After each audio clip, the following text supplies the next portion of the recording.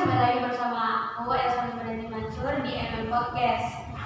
Di episode kali ini kita kedatangan tamu yang lumayan banyak ya. Sebelum itu mungkin lebih bagus kalau kita sambut mereka dulu. Hai semuanya. Hai. Oke, terima kasih kepada teman-teman yang hadir pada kesempatan ini dan saya sangat merasa senang karena teman-teman bisa menyempatkan waktu untuk hadir di podcast kali ini karena kita akan membahas tentang masa pemerintahan pada masa Orde Baru. Namun sebelum itu mungkin lebih bagusnya kalau teman-teman perkenalan dulu. Perkenalkan, nama saya Wila Damayanti. Saya Cerwani. Saya Andi Muhammad Sayyid Syabuka. Saya Muhammad Lasri. Saya Muhammad Fendi Putra. Saya Muhammad Fauzi. Oke. Namun sebelum kita melangkah ke materi yang lebih dalam, mungkin kita harus tahu dulu nih, apa sih itu Orde Baru? Nah, masa Orde Baru itu adalah masa di mana Indonesia mencapai puncak yang gemilang di kancah internasional. Tetapi di sisi lain, masa ini sangat kontroversi hingga menimbulkan pro dan kontra di masyarakat dan sejarawan. Lantas seperti apa sih kondisi ekonomi, kondisi politik, dan kelebihan dan kekurangan pada masa pemerintahan Orde Baru ini? Namun sebelum itu mungkin kayaknya harus kita tahu dulu latar belakang dari masa Orde Baru ini. Silakan. Latar belakang dari lahirnya Orde Baru ini dari diterbitkannya surat perintah yang kemudian menjadi dasar legalitasnya guna mengatasi keadaan yang tidak menentu.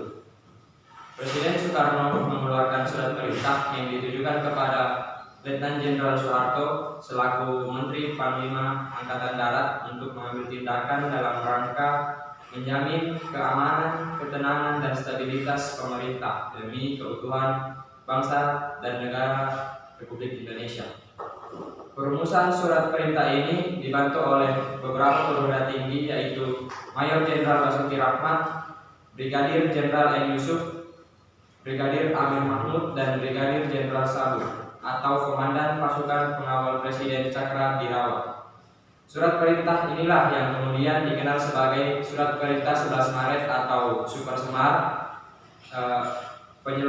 Penyerahan kekuasaan dari Presiden Soekarno kepada Soeharto tersebut dikukuhkan dalam sidang istimewa MPRS. Oke, jadi intinya latar belakang dari masa Orde Baru ini karena adanya Super Semar ya, atau Surat Perintah 11 Maret. Nah, selanjutnya kita berpindah ke penataan kehidupan politik pada masa Orde Baru.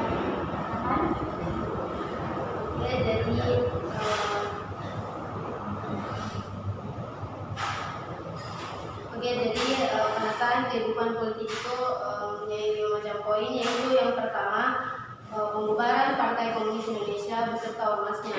Dalam rangka pembubaran Partai Komunis Indonesia dapat menjamin keamanan, ketenangan, serta stabilitas pemerintahan Soeharto sebagai pengemban Super Semar telah mengeluarkan kebijakan.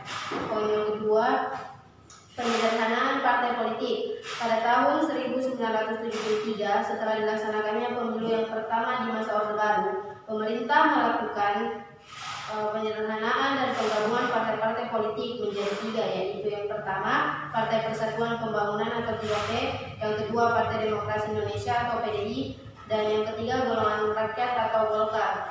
Poin yang ketiga, pemilihan umum. Selama masa Orde Baru, pemerintah berhasil melaksanakan 6 kali pemilihan umum, yaitu tahun 1971, 1977, 1982, 1987, 1992, dan 1997. Pemilu ini berlangsung dengan asas luber, yaitu langsung, umum, bebas, dan rahasia. Poin yang keempat yaitu peran ganda atau duifungsi ABRI. Selain menjadi angkatan bersenjata, ABRI juga memegang fungsi politik yang menjadikannya organisasi politik terbesar di negara. Timbulnya pemberian peran ganda pada ABRI karena adanya pemikiran bahwa TNI adalah tentara berjuang dan pejuang tentara. Kedudukan TNI dan Polri dalam pemerintahan yaitu sama. Poin yang terakhir yaitu pedoman penghayatan dan pengamalan Pancasila atau P4. Pada tanggal 12 April 1976, Presiden Soeharto mengemukakan gagasan mengenai pedoman untuk menghayati dan mengamalkan Pancasila yang terkenal dengan nama Eka Prasetya Pancakarsa atau Pedoman Penghayatan dan Pengamalan Pancasila atau P4, yang menolak Pancasila sebagai asas tunggal yang merupakan pengkhianatan terhadap kehidupan berbangsa dan bernegara. Pancasila dianggap memiliki kesakralan atau kesaktian yang tidak boleh diperdebatkan. Oke, jadi poin utama pada penataan kehidupan politik itu ada 5. Yang pertama, pembubaran Partai Komunis Indonesia. Yang kedua, penyederhanaan partai politik. Yang ketiga, adanya pemilihan umum. Yang keempat, peran negara atau fungsi ABRI. Dan yang kelima, pedoman penghayatan dan pengamalan Pancasila atau P4.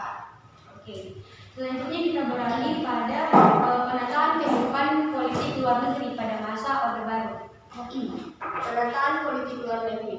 Kembalinya menjadi anggota PBB pada tanggal 28 September 1966, Indonesia kembali menjadi anggota Perserikatan Bangsa-Bangsa. Keputusan untuk kembali menjadi anggota PBB dikarenakan pemerintah sadar bahwa banyak manfaat yang diperoleh Indonesia selama menjadi anggota pada tahun 1955 sampai 1964. Hal ini ditujukan dengan dipilihnya Adam Malik sebagai Ketua Majelis Umum PBB untuk pada masa sidang tahun 1974, dan Indonesia juga memulihkan hubungan dengan sejumlah negara seperti India, Thailand, Australia, dan negara-negara lainnya yang sempat renggang akibat politik konfrontasi Orde Lama. Normalisasi hubungan dengan negara lain. Yang pertama, pemulihan hubungan dengan Singapura. Dengan perantara Duta Besar Pakistan untuk Myanmar, Habibur Rahman, hubungan Indonesia dengan Singapura berhasil dipulihkan kembali. Pada tanggal 2 Juni 1966, pemerintah Indonesia menyampaikan nota pengakuan atas Republik Singapura kepada Perdana Menteri Lee Kuan Yew. Lalu pemerintah Singapura menyampaikan nota jawaban kesediaan untuk mengadakan hubungan diplomatik dengan Indonesia. Yang kedua, pemulihan dengan Malaysia.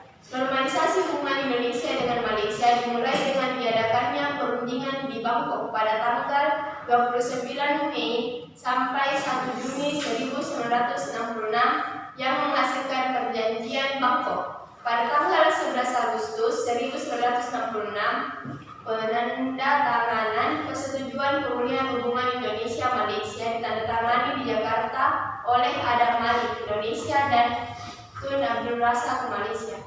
Yang ketiga, pembekuan hubungan dengan RRT atau Republik Rakyat Tiongkok. Pada tanggal 1 Oktober 1967, pemerintah Republik Indonesia membekukan hubungan diplomatik dengan Republik Rakyat Tiongkok. Keputusan tersebut dilakukan karena RRT telah mencampuri urusan dalam negeri Indonesia dengan cara memberikan bantuan kepada gerakan 30 September baik untuk persiapan pelaksanaan maupun sesudah terjadinya pemberontakan tersebut. Selain itu, pemerintah Indonesia merasa kecewa dengan tindakan teror yang dilakukan orang-orang Cina terhadap gedung, harta, dan anggota-anggota Kedutaan Besar Republik Indonesia di Peking. Pemerintah RRT juga telah memberikan perlindungan pada tokoh-tokoh gerakan 30 September di luar negeri serta secara terang-terangan menyokong bangkitnya kembali PKI Partai Komunis Indonesia. Melalui media massanya, RRT telah melakukan kampanye menyerang Orde Baru. Pada 30 Oktober 1967, pemerintahan Indonesia secara resmi menutup Kedutaan Besar di Peking. Oke, jadi poin penting dari penataan politik luar negeri ini ada 2. Yang pertama, Indonesia kembali menjadi anggota PBB, dan yang kedua, Indonesia menormalisasi hubungan dengan negara lain seperti memulihkan hubungan dengan negara Singapura dan negara Malaysia, dan membekukan hubungan dengan negara Republik Rakyat Tiongkok. Selanjutnya mungkin tentang penataan kehidupan ekonomi pada masa Orde Baru. Oke. Untuk penataan kehidupan ekonomi pada masa Orde Baru terbagi menjadi 3, yaitu yang pertama stabilisasi dan rehabilitas ekonomi. Untuk mengatasi keadaan ekonomi yang kacau sebagai peninggalan pemerintah Orde Baru, pemerintah Orde Lama melakukan langkah-langkah yang mengacu pada ketetapan MPRS nomor 23 garis miring MPRS garis miring 1966. Yang kedua, kerjasama luar negeri, yaitu dilakukannya pertemuan Tokyo pada tanggal 19 sampai 20 September 1966 dan pertemuan yang dilakukan di kota Amsterdam pada tanggal 23 sampai 24 Februari 1967. Yang ketiga dan terakhir, pembangunan nasional. Pembangunan nasional direalisasikan melalui pembangunan jangka pendek dan pembangunan jangka panjang. Pembangunan jangka pendek dirancang melalui program pembangunan 5 tahun atau pelita. Sedangkan pembangunan jangka panjang mencakup periode 25 sampai 30 tahun. Selama masa Orde Baru, pemerintah telah melaksanakan 6 pelita. Oke, jadi penataan kehidupan ekonomi ada 3 poin. Yang pertama, stabilisasi dan rehabilitasi ekonomi. Yang kedua, kerjasama luar negeri. Dan yang ketiga, pembangunan nasional. Oke. Selanjutnya kita akan mencari kekurangan dan kelebihan dari masa pemerintahan masa Orde Baru. Silakan. Kekurangan pemerintah Orde Baru. 1. Kepemimpinan yang cenderung otoriter karena penggunaan pendekatan keamanan. Partai Golongan Rakyat atau Golkar menjadi alat utama menstabil perekonomian, sementara Partai Demokrasi Indonesia atau PDI dan Partai Persatuan Pembangunan atau P3 hanya bertindak sebagai pendamping. 3. Pembangunan Indonesia tidak merata dan timbulnya kesenjangan pembangunan antara pusat dan daerah. 4. Pemerintah dinilai gagal memberikan nilai demokrasi yang baik kepada masyarakat. Bagaimana dengan kelebihan pada masa Orde Baru? Kelebihan pemerintah Orde Baru yang pertama itu pertumbuhan ekonomi yang tinggi karena setiap program pembangunan pemerintah terencana dengan baik dan hasilnya dapat terlihat secara konkret. Yang kedua, Indonesia berhasil mengubah status dari pengimpor beras menjadi bangsa yang dapat memenuhi kebutuhannya sendiri. Yang ketiga, penurunan angka kemiskinan yang diikuti dengan perbaikan kesejahteraan rakyat, penurunan angka kematian bayi, dan angka partisipasi pendidikan dasar yang meningkat. Dan yang terakhir, pemerintah sentralistik yang berarti seluruh pengambilan keputusan hanya dapat dilakukan oleh pemerintah pusat. Oke, jadi itu dia kelebihan dan kekurangan pada masa Orde Baru. Pada masa Orde Baru memang banyak sekali kontroversi yang berkembang di kalangan sejarawan dan kalangan masyarakat. Ada yang pro dan juga ada yang kontra. Banyak sisi negatif dan banyak pula sisi positifnya. Terlepas dari itu semua, pada masa ini kehidupan ekonomi, politik, dan sosial begitu sangat aman terkendali. Harga sembako murah, BBM murah, masyarakat sejahtera, tidak ada preman, dan tidak ada geng motor yang ugal-ugalan. Keadaan aman terkendali, suhu politik stabil, bahkan politik luar negeri Indonesia begitu disegani hingga disebut sebagai macan Asia. Nah, mungkin sekian dari kami semua dan semoga materinya bisa sangat bermanfaat untuk teman-teman. Dan terima kasih untuk teman-teman yang telah menonton dan terima kasih juga untuk guru-guru. Sekian dari kami. Sampai jumpa kembali guys. Bye.